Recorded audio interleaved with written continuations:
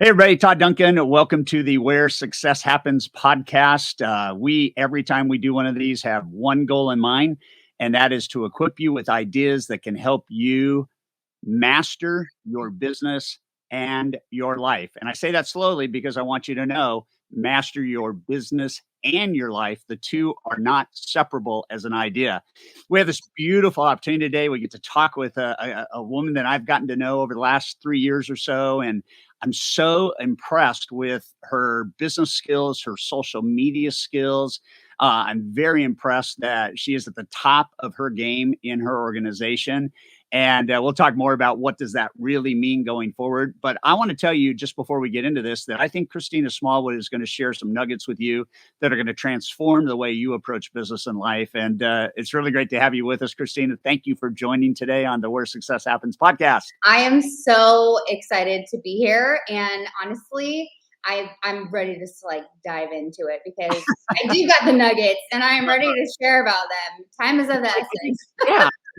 Here's the first thing, everybody. I want you to know that Christina is a home-based business entrepreneur that runs one of the biggest businesses in the world for one of the biggest direct selling companies in the world, Monat. And she's not just in the top 1%, she's number 7 out of the top 10 in an organization that has 500,000 home-based businesses.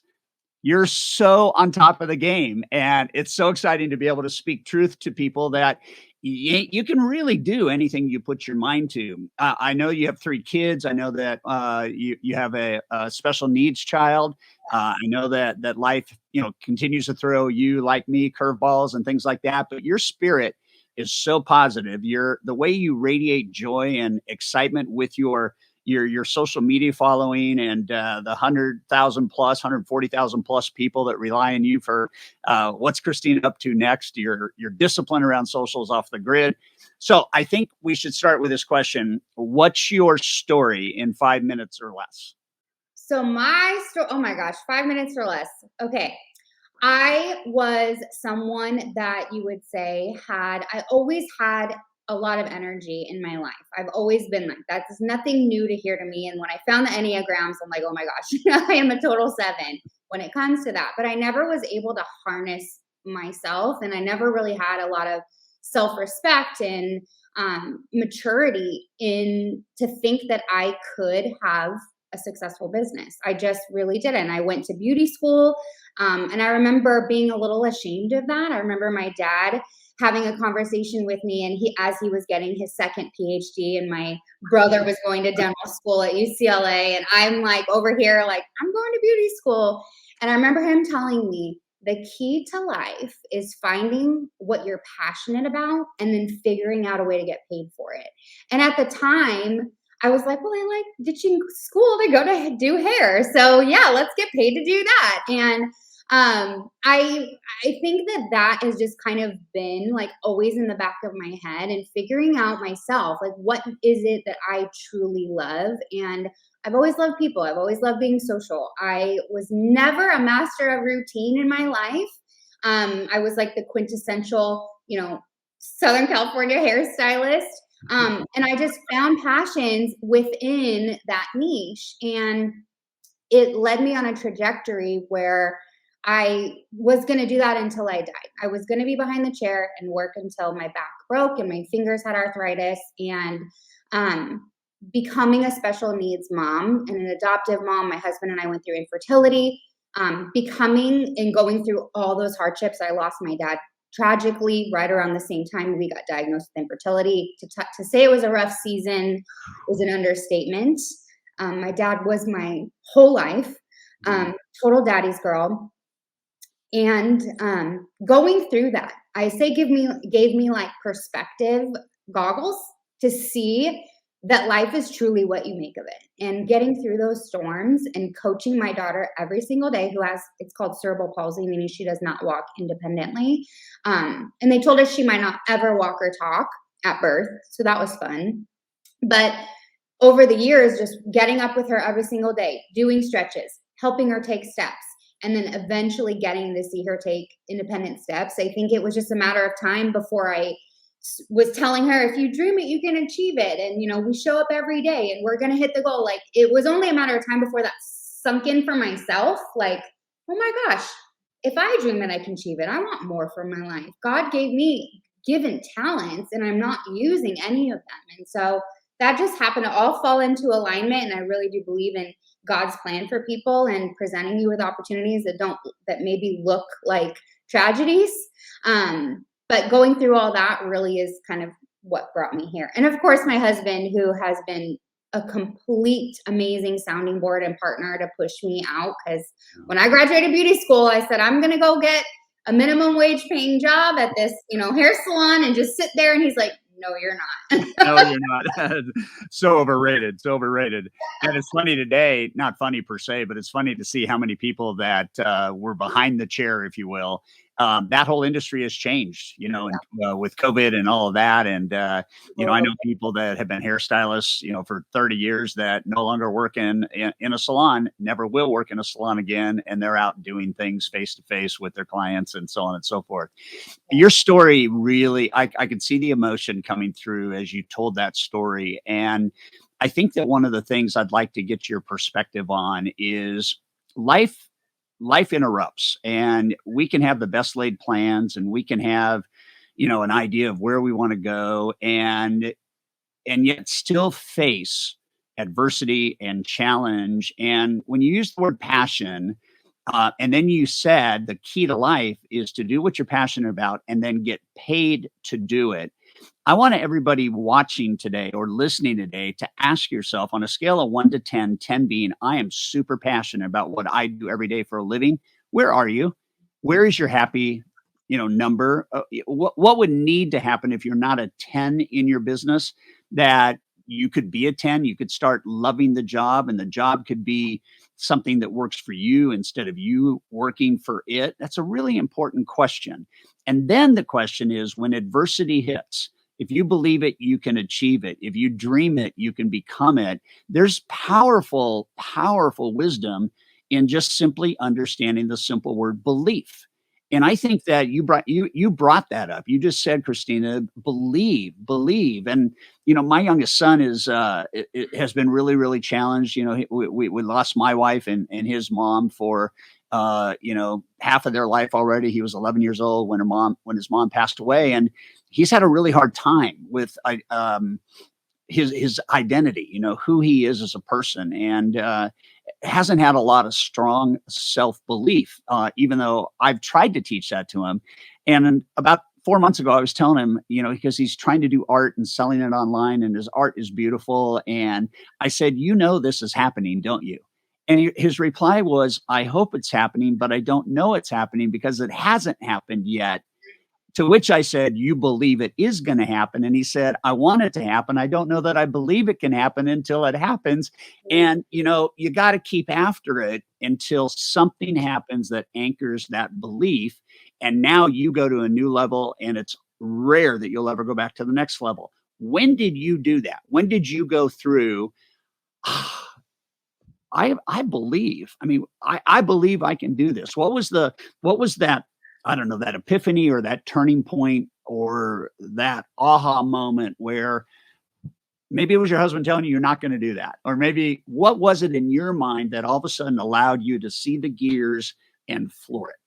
I think I've had several of those moments that have brought me here. The first one was that I was very comfortable in my assisting position. I knew it was a set income that I was making from the salon and she was the salon owner. So I wasn't just getting hairstylist experience, I was getting the owner's experience. And so I loved it and I was very comfortable there.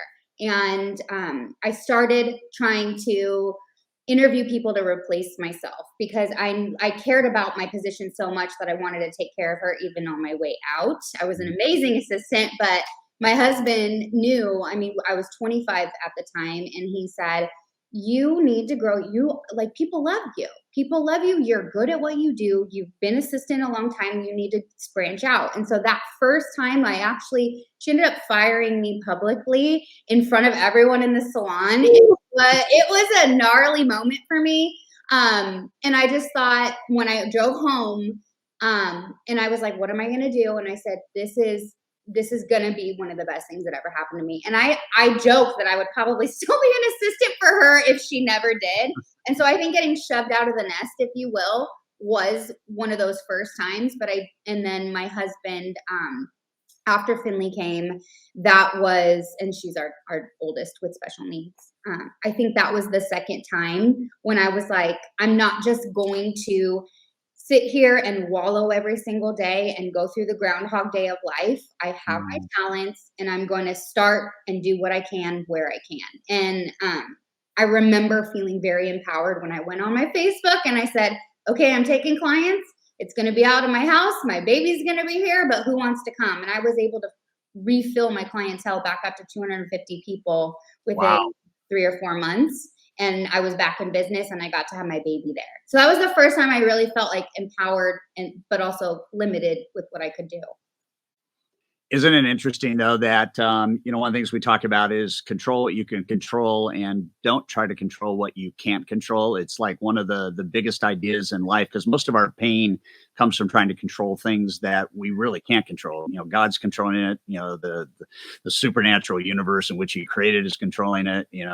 There's ancient scripture that says, man or woman plans their way, but God directs his or her steps. And life is full of the challenges. And so the belief thing gets you going. And then when you hit roadblocks, it's what is your recovery process and what is your recovery time? And I think a lot of people, in fact, I know that most people are not enjoying the level of success they could because they don't have this beautiful relationship with setback.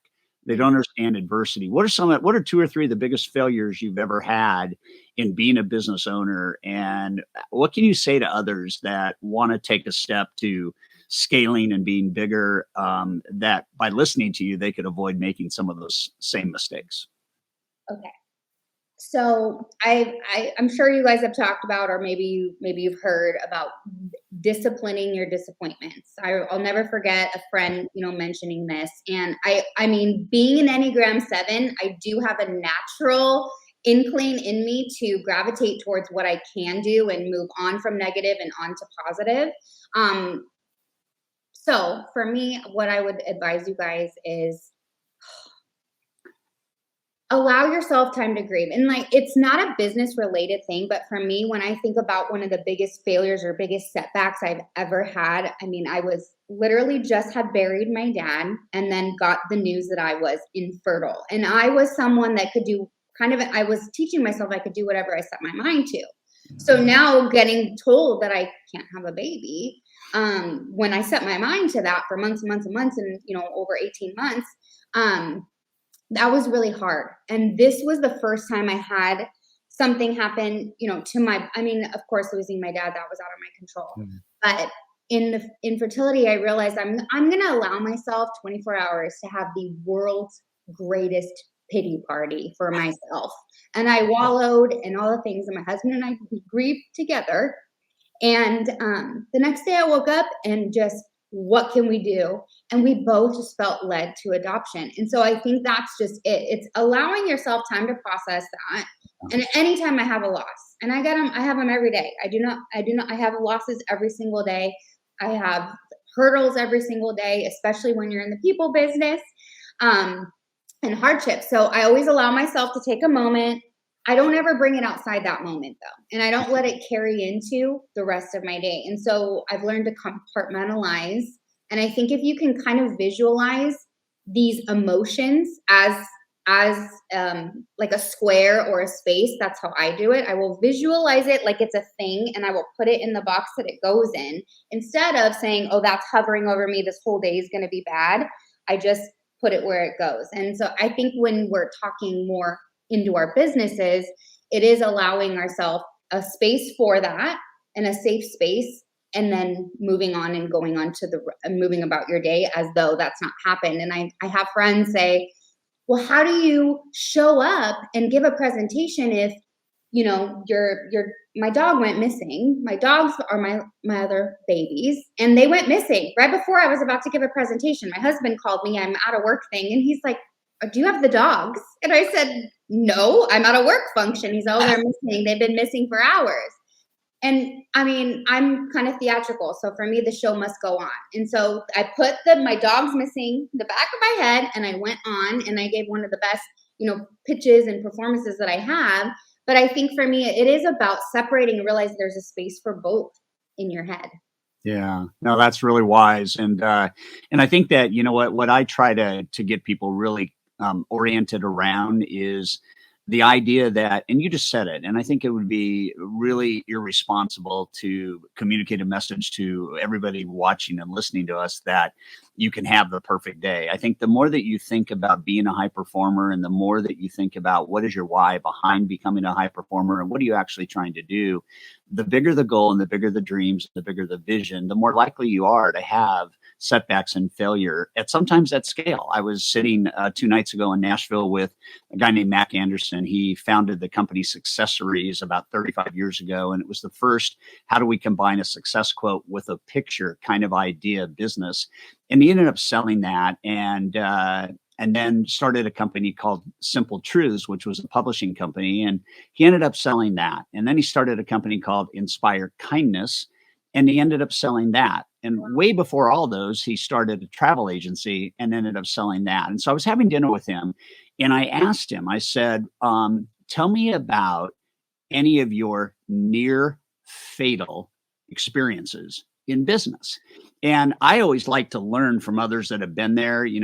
Mac is 76, 77 years old. He's in great shape. And I asked him, and he said probably the biggest near death experience is we lost $3 million in a quarter because we couldn't produce the catalogs that drove sales for the airline magazines, and I didn't have any money to put into the company. So he was $3 million underwater, and the company could not ship without money. And he looked at it. He said, I can either die, or I can figure out who I know that can jump in and be part of the solution. And it ends up, he finds somebody whose last name is Lamar, and I'll just leave the rest of it up to your imagination. And the Lamar gentleman gave him $3 million to pay off the bank. The bank reopened his credit line, but he said we were 5 days away from going out of business. And that's just like, and now, he sold the company, and millions of people are blessed because of that. Near-death experiences make us better. We've all had them. And my point is, if you're in an organization that's global, you're in the top 10 in terms of ownership, leadership of business units.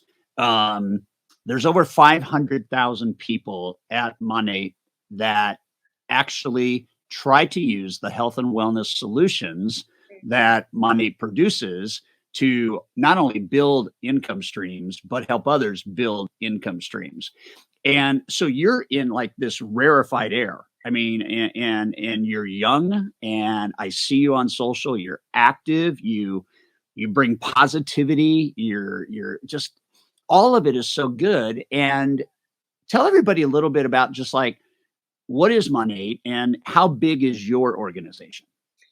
Monat is a anti-aging based beauty company. We sell hair, skin, and wellness products, and the company is award winning, and so are our products. And being a hairstylist background, I've never seen topical products do what Monat products can do for the hair and the skin that are harsh chemical free. So, as the world is turning towards safer options, cleaner options, like Monat has pioneered the way of safe products with ethically sourced like ingredients. It's really like a little mom paw shop, but $1 billion company. So it's really cool.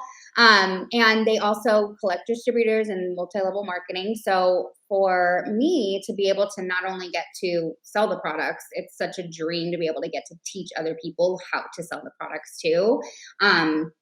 So that's Monat, like in a nutshell. I mean, the leadership in the company from a corporate standpoint is phenomenal, and I've never had anything like that. And I've been a top salesperson, if you will, for other companies in my career. I was a product educator for a long time as a stylist with other brands, and just never got treated like Monat does. So they're top-notch people, amazing relationships, and So my organization is, I was fortunate enough to just recruit incredible recruiters.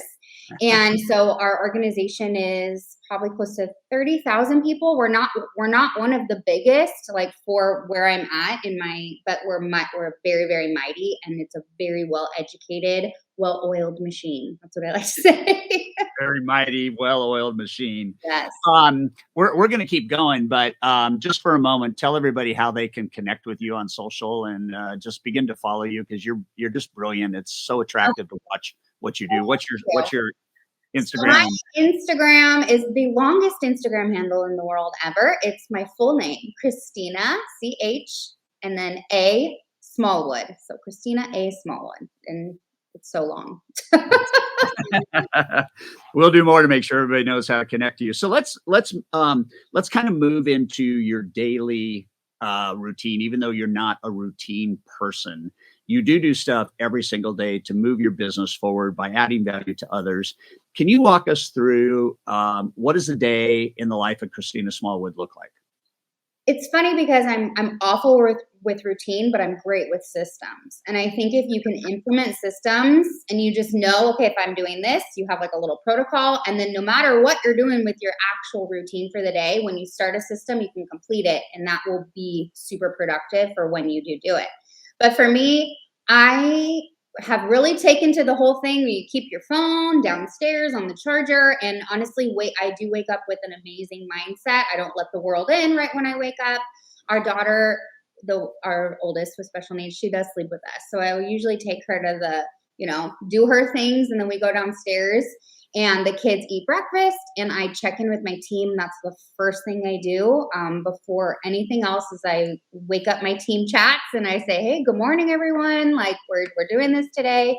Maybe drop like a little tidbit. Maybe if Todd posts something positive on his Instagram from the day before, I'll drop it in that chat. And then we just get going. I start getting back to customers. And it's all really social media based. So for me, that goes with me to the school drop off. That goes with me to daycare drop off.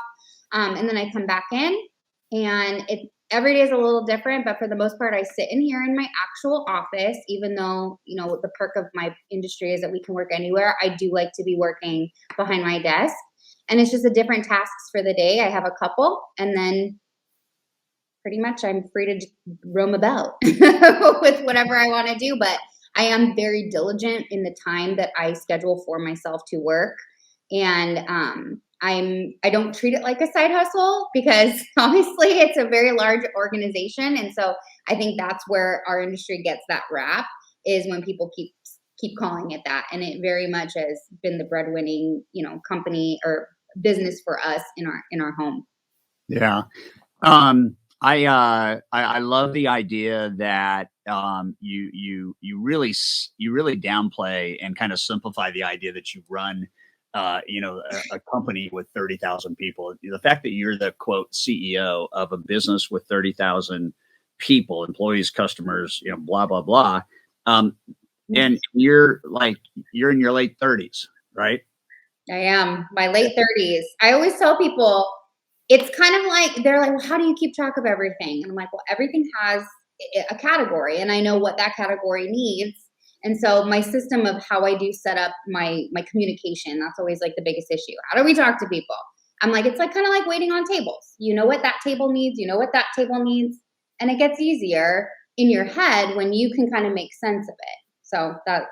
But that's why to me it's simple, but no, but I think, anybody watching this, if you're in sales, if you're in leadership, if you're in business, it is about your kind of your systems. I know that Christina, you're familiar with my good friend John Maxwell, and John and I do a lot of work for Monet, and it's fun to have a good friend that is a John Maxwell that I get to continue to bounce things off of and talk through. And one of the things that John says all the time is, your systems are your freeway to success.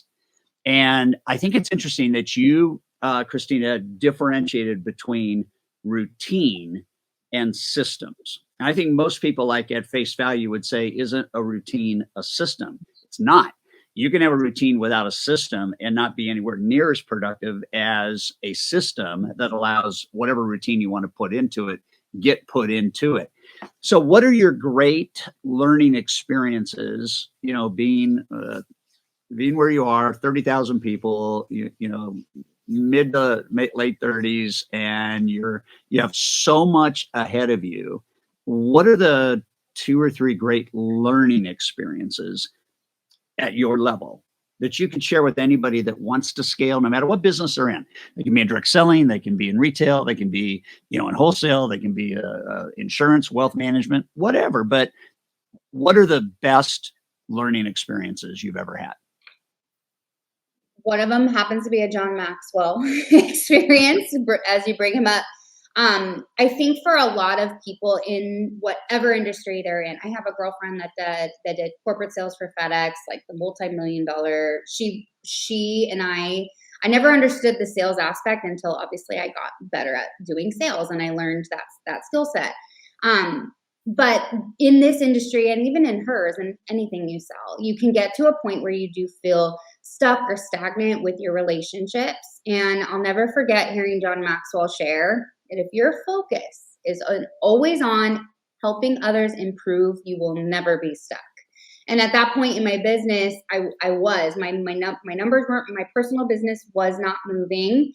And I heard that and I thought, okay, I do have people, let's try to improve the value in their life and improve their growth. And lo and behold, that is the complete mindset shift that changed the trajectory of my business from stuck at the third rank from the top, if you will, to a top 10 income earner and number 7 in the company. And I realized anyone that is partnered with you already, you can help improve them. And if you just gather the right questions to ask people, and I am fortunate to have been mentored by Todd as well, and learning those principles, game changing for fine tuning all those systems that we have. And so, I just want to say thank you, Todd, because all of your principles truly helped my entire mindset of my business shift and led to where I am today. Oh, that's awesome. There's nothing more important to hear that God gave me an opportunity to be in the right place at the right time to have you impacted by some of the stuff we talk about. I remember being on stage at the Monet annual event in 2017 in DC, I believe. And John was on stage after I had already spoken. And I remember towards the end of my presentation, you had, I think, 6,000 people, all part of the Monet business in there live. And I said towards the end of my speech, I said, the key to business is to simply answer a question every single day when you're interacting with someone. And the question I gave everybody, which you remind me of today when you said John's ideas, you never, ever will not be needed and wanted if you're helping people, win. And so that question every day is like when I'm interacting with somebody, and like if you and I, Christina, were having a conversation, I had even texted you in a private chat, a year ago. I said, how can I help you and your team win? And we've come up with some ideas that we're going to do together. But think about the power of that if you're watching this. Most people think about an interaction with a, quote, prospect as getting something. Mm-hmm. And obviously getting a sale and whatever monetary comes along with that, getting. What I've found out is it's the exact opposite. If you want to get more, you stop focusing on getting and you start focusing on giving. And the best place to give is to ask the question, how can I help you win today? And, you can formulate thoughts around great questions like, what are you most passionate about? And let them answer it. And then I can say, so on a scale of 1 to 10, how good are you doing in that area? And if they say a 7, I've got 3 points to help them build their passion index, right? What can we do between now and next month to have those 3 things dealt with and taken care of? People need to understand, and certainly, Christina, you do understand this, the idea of selling more does not happen by talking more. The idea of selling more happens when you talk less and you listen more. So I would encourage you, and Christina, I know you have a bank of your own questions. I would just encourage everybody watching to come up with your 5, aces up the sleeve, just game-changing questions, just questions that are not about manipulation. They're not about trying to trap somebody into answering a question the way you want it to be answered. It is truly the empathic move, the empathy move, the human connection move. And if you help people transform at the heart, which I think Monet is the type of business that does that, right? If you feel better about you because of the products and the personal wellness and this and that and the other thing, your self-esteem goes up. The company helps people achieve a higher level of self-esteem because they feel better about how they look and how they feel. And there's no better feeling than to approach a conversation knowing that you're not there to get anything. You're there to find out how you can help and how you can help people win. And so it's so powerful. You do that. You do that all the time. And many of your social posts ask a question at the very end, and it's always powerful. So what have you learned in the last, I don't know, a year about, from a leadership standpoint, the power of questions? And what are you doing for your team to help equip them? I think that to tie in, what we discussed earlier about like when you were sharing that about your son, when we have this idea in our head that like, this is what we love to do every single day, it's very different for a lot of people than if you were to say, well, write down your dream life. Like if you could go live 30 days in your dream life, what does that look like? A lot of people would say very, very different things from their dream life that they live every single day. And for me, what I've honestly discovered in this kind of metamorphosis into my leadership and me as a business owner and me as a serious business owner, when you were saying all that, I'm like, oh my gosh, this really is all true. This is kind of crazy that it's me. I am literally living my dream life by getting to help people every single day. And I truly mean that in every sense of the word. And I would say, if you met me 15 years ago, selfish, ego, immature, like I couldn't think to know what questions to ask people. All of it has been completely a metamorphosis and a learning experience, and you can learn these skill sets. My husband's a very amazing salesman, and he laughed at me when I told him I was going into sales. He's like, you can't even call and make a doctor's appointment at the doctor. Like you're gonna. And so I was talking with him this morning, and he said, I'm so proud of how well you're able to communicate with people now, and how well you're able to understand what people need and know the questions to lead people to what they need. And so I think when you understand the big picture of your organization and your heart really is in the right place, those questions do begin to come to you naturally on, okay, how can I help this person understand the big picture? How can I help this person understand the next step they need to do? How can I tie those things together? And help them see that it's easier than all this noise that they're going to hear, and they're going to feel these fears, and they're going to fear these doubts. How can I help them come above that and truly hold their hand and let them know they're not going to be alone? They have it through there. And so I don't know if that really answers your question, but for me, I think it's really truly caring about my people and wanting to see them there. So a question to me is not a nuisance or a weight or anything. To me, it is, oh, they're stepping in the right direction, and let me help. I usually answer questions with questions. So it drives them nuts. I do too. I texted my wife on our first date and said I was looking forward to seeing her and meeting her. And the text I got back was, do you kiss on the first date? And I thought that was very interesting. And so I didn't want to answer it. So I just simply replied, do you? I answered her question with a question, and then she was very creative. She said, only if I want there to be a second date. Oh, it was just like question. The one thing she said about our first date was, and I'm not patting myself on the back, I just truly believe it. We played a game.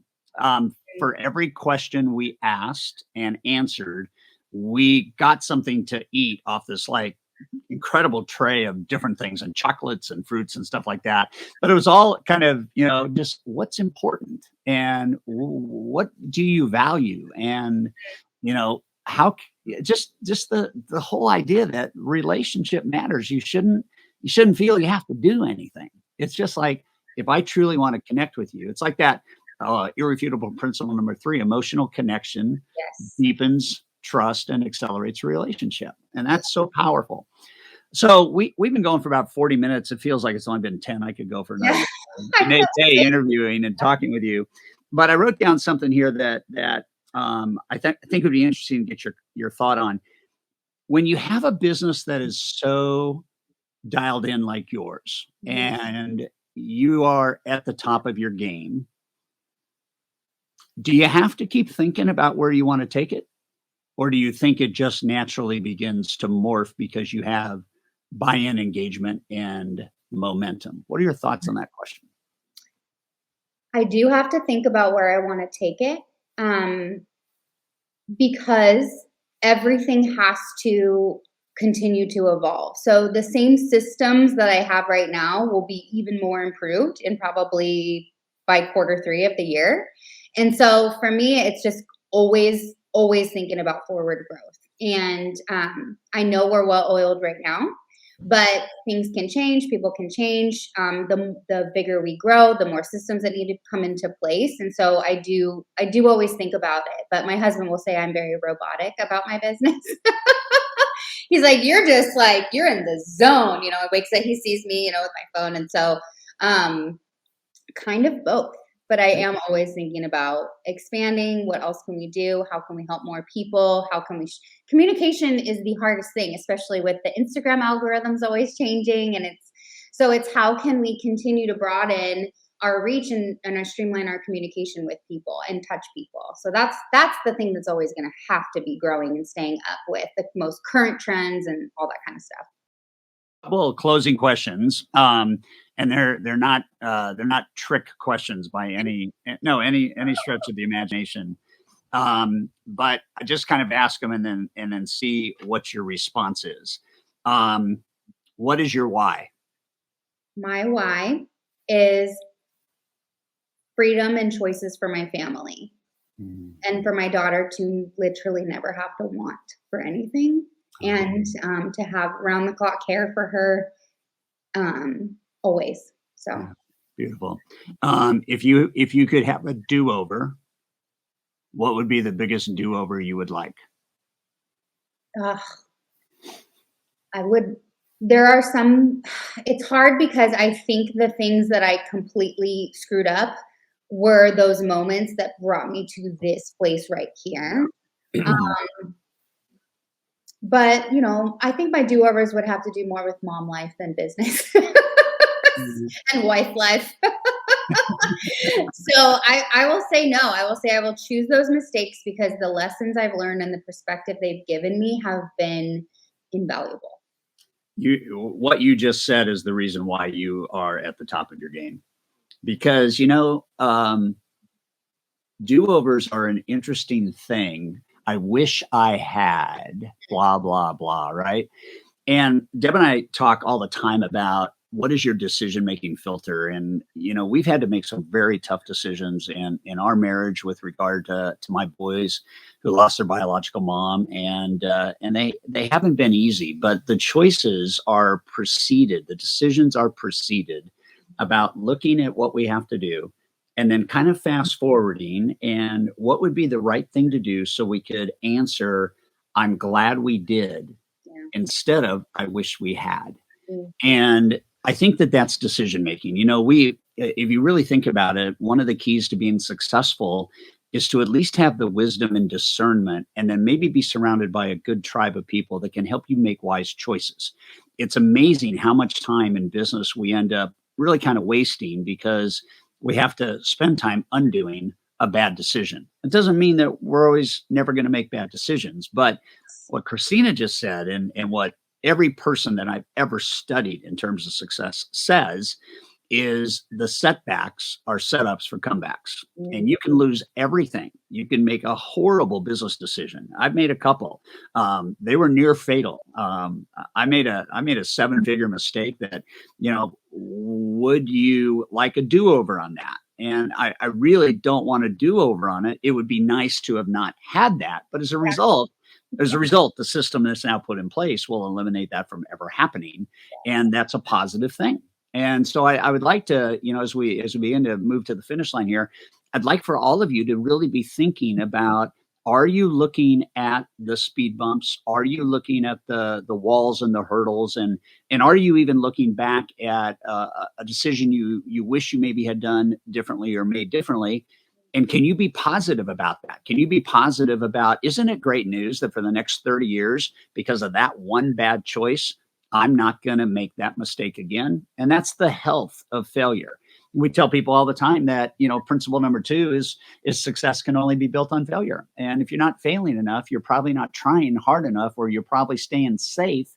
And that's not going to get you to where your potential is, where God wants you to be. And it's just like, but let's try to master the art of not making poor decisions. And if we do, let's use them as big, big, big teachers.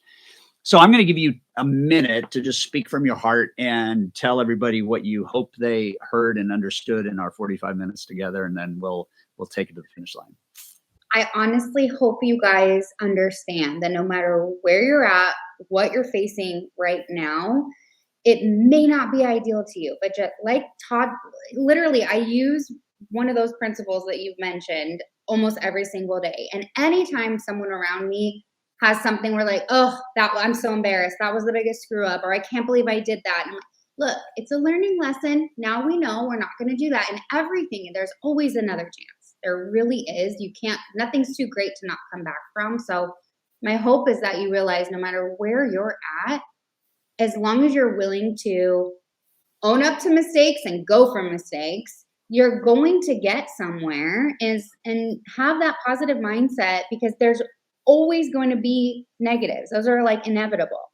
So have the positive mindset and understand that, you guys, if I can become a very successful person, it can be learned. And so furthering your education as well, it's super, super valuable. And you're already listening to like an amazing podcast, an amazing man. So you're in the right spot, and just keep going and know that every single day you have a chance to do it again. And almost like every single like moment in the day, because remember, the bad moments will come, but it's not a bad day.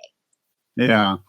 I was just reminded, and it's, again, these are totally organic. I was on a podcast yesterday, and the gal that was interviewing me asked a question about this idea of the perspective of failure, and the idea that people run away from it. And I said, the mindset is, it has to be not, can I get through failure? The mindset has to be, what does failure teach me?